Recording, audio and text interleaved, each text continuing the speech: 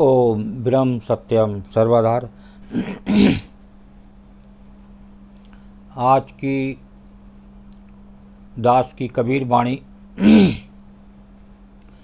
कौन से सुख को, कौन से आनंद को कौन पहचान सकता है।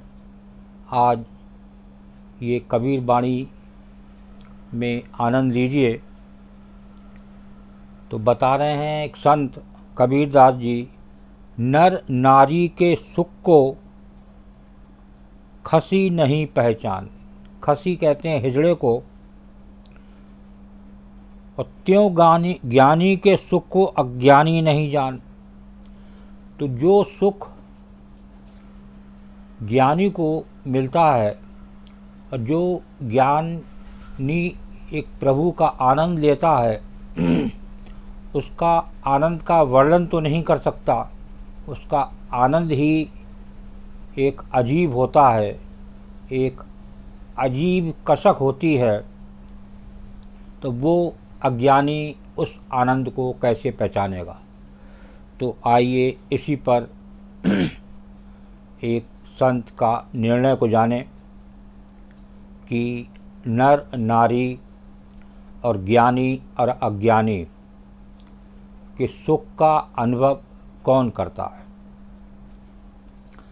नर नारी के सुख को, नर नारी के सुख को खसी नहीं पहचान।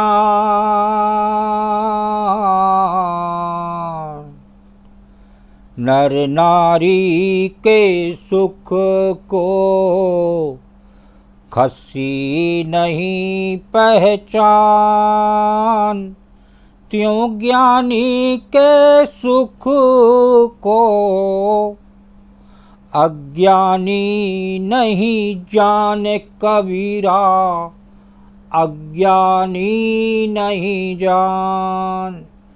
कि नर नारी के सुख को खसी नहीं पहचान, और त्यों ज्ञानी के सुख को अज्ञानी नहीं जान।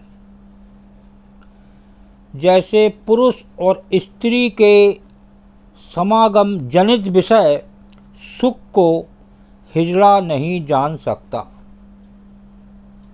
एक बार फिर श्रवण करें।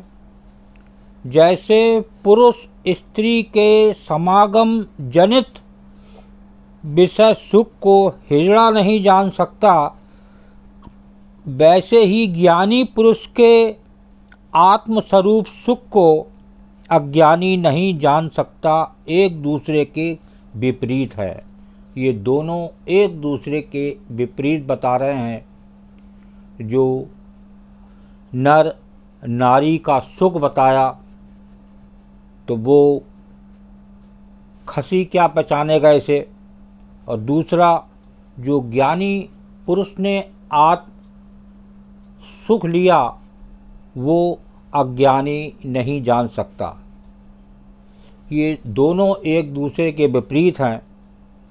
तो इसमें बताते हैं, संसार में निर्वृत्ति मोक्ष आत्मस्वरूप स्थिति की ओर से जाने वाला ज्ञान है, और इसका अनुभवी साधक ज्ञानी होता है। इसके विपरीत संसार की प्रकृति में बांधने वाला अज्ञान है, तथा इसमें फंसने वाला अज्ञानी होता है।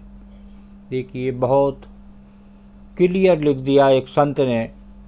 फिर भी किसी किसी के समझ में आती हैं ये संत की बातें, जो पढ़ते हैं सुनते हैं। क्या ज्ञान है, क्या अज्ञान है।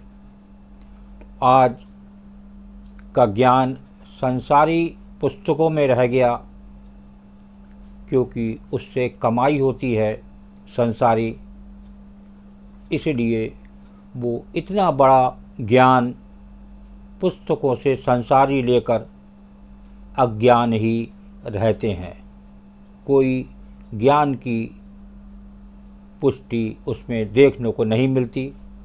उसका कारण है कि वो हर परिवार का फोकस उन बच्चों पे संसारी देखने को मिलेगा कि मेरे बच्चे की पढ़ जाए और इस कंपटीशन में निकल जाए, कंपटीशन से निकलने के बाद कहीं एक अच्छी पोस्ट मिल जाए, उसके बाद अच्छी सी शादी कर दी जाए, फिर उनका एक परिवार सेट हो जाए और चाहे वो प्रभु का ज्ञान मिले या ना मिले, वो काम संसारी ज़रूरी है। आज नित प्रति हर परिवार में आपको यही फोकस मिलेगा। इसलिए इतना पढ़ लिख कर इंजीनियर, डॉक्टर, वकील ये सब बनने के बाद उसके अंदर संसारी ही ज्ञान रहता है। एक प्रभु का ज्ञान मात्र वो है जो लोग देखते हैं कि मंदिर गए, हाथ जोड़ लिए या एक तस्वीर घर में रख ली, घंटा बजा लिया, बस यही तक सीमित है। इसलिए वो ज्ञान जो प्रभु का ज्ञान, वो आत्मज्ञान से वो दूर रहता है।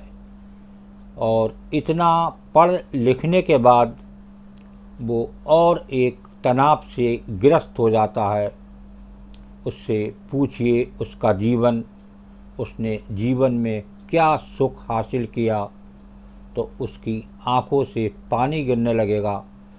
क्योंकि पहले एक बस्ते का तनाव, फिर एक कंपटीशन का तनाव, उसके बाद नौकरी का तनाव, उसके बाद उसको शादी, बाल बच्चे हो गए, उसका तनाव, वो सारी ज़िंदगी तनाव में ही रहेगा और तनाव से और बड़े डिप्रेशन की तरफ मूव कर जाएगा।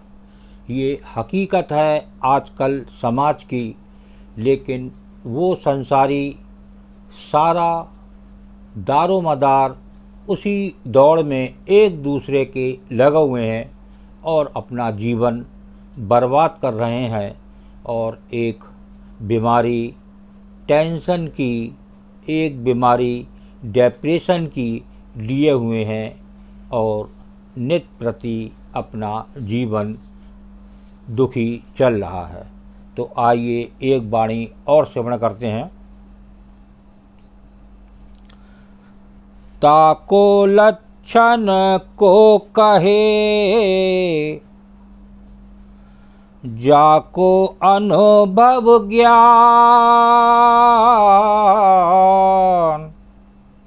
ताको लक्षण को कहे, जाको अनुभव ज्ञान। साध असाध न देखिए, साध असाध न देखिए। क्यों करे करूं बखान कबीरा, क्यों करे करूं बखान। ताको लक्षण को कहे, जाको अनुभव ज्ञान। साध असाध न देखिए, क्यों करी करके बखान। जिसे जिसका अनुभव ज्ञान हो चुका है, वही उस अनुभूत आत्मस्वरूप का लक्षण कह सकता है। देखिए, जिसे ज्ञान का अनुभव हो चुका है, जिसे प्रभु का आनंद हो चुका है, वो उस प्रभु में पागल हो जाता है। जिस प्रकार सुदामा जी को प्रेम था कृष्ण जी से, राधा को प्रेम था कृष्ण जी से, हनुमान जी को प्रेम था प्रभु श्री राम से, माता सबरी को प्रेम था प्रभु श्री राम से। तो देखिए, प्रेम कहाँ से कहाँ खींच लाता है। क्या उसके अंदर चुंबक की तरह वो होता है, जो एकदम चुंबक का प्रभाव आ जाता है।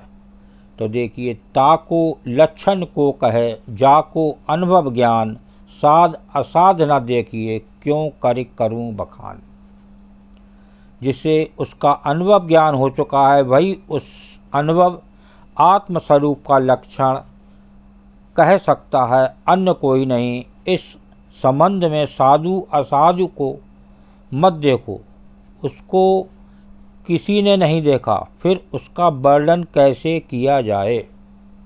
जो साधु है असाधु है, उस संत को देखो, उसको किसी ने नहीं देखा, फिर उसका वर्णन कैसे किया जा सकता है। तो देखिए, जो आत्म तत्व का आनंद होता है, जो प्रभु के प्रेम का आनंद होता है, वो ज्ञानी ही जानता है, उसको अज्ञानी नहीं जान सकता, क्योंकि उसके प्राण उस संसार में ही पड़े रहते हैं। वो मजबूर हो जाता है अपने परिवारों को देखकर, दूसरे के परिवारों को देखकर। एक वो परिवार नहीं देखता जो आनंद से जी रहे हैं, एक प्रभु की आस लेके जी रहे हैं। वो आनंद अगर उन्हें एक बार मिल जाए तो वो संसारी आनंद को भूल जाएं। ओम ब्रह्म सत्यम सर्वदा। दास की कबीर वाणी अच्छी लगी हो तो ज़रूर शेयर करें, ताकि और भी लोग आनंद अनुभव कर सकें। ओम ब्रह्म सत्यम सर्वदा।